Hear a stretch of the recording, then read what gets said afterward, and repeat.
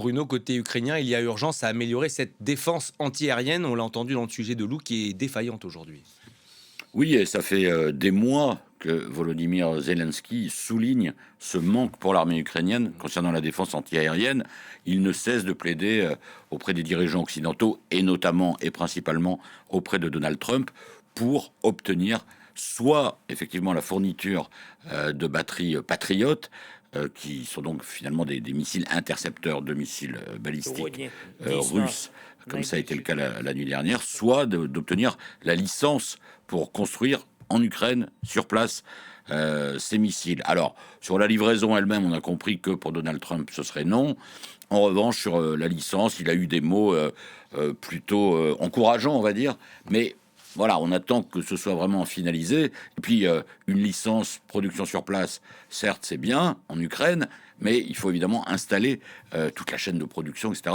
Bref, ça prend du temps Former et le personnel également. former le personnel également. Et le temps, eh bien, on constate évidemment que l'Ukraine n'en a pas, puisque la Russie, elle, continue sa stratégie avec là une frappe exceptionnellement puissante qui a donc fait 17 morts. Et surtout, ce qui est préoccupant, c'est que là, la défense antiaérienne ukrainienne, qui dispose quand même de certains éléments, n'a pas pu arrêter un seul de ces missiles balistiques.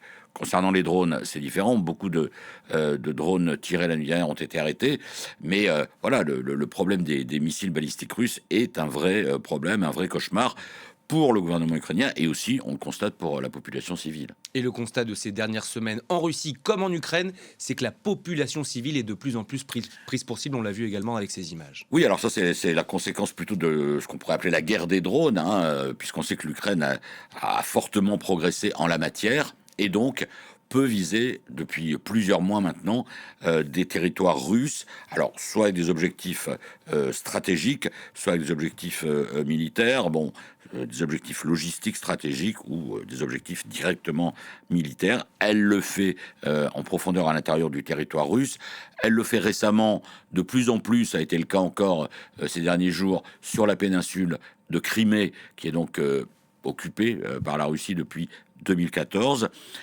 Elle le fait soit de l'autre côté de la frontière avec la Russie, soit carrément plus en profondeur, en choisissant aussi, là c'est plus directement les civils qui sont visés, des sites de commerce, notamment par Internet.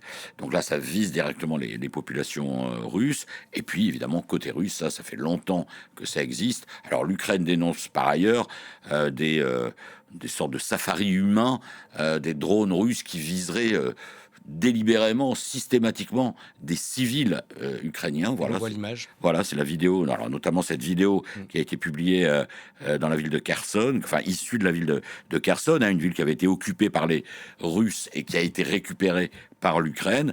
Et donc Volodymyr Zelensky lui-même s'est exprimé après la publication de cette vidéo en dénonçant, à juste titre pour le coup, une forme de crime de guerre, puisque là, on a l'impression, ce sont des drones suiveurs et qui ne ciblent même pas les civils. Donc ça, évidemment, c'est extrêmement condamnable. Civil qui a été blessé aux jambes, on l'a appris ces dernières heures. Merci Bruno pour toutes ces explications.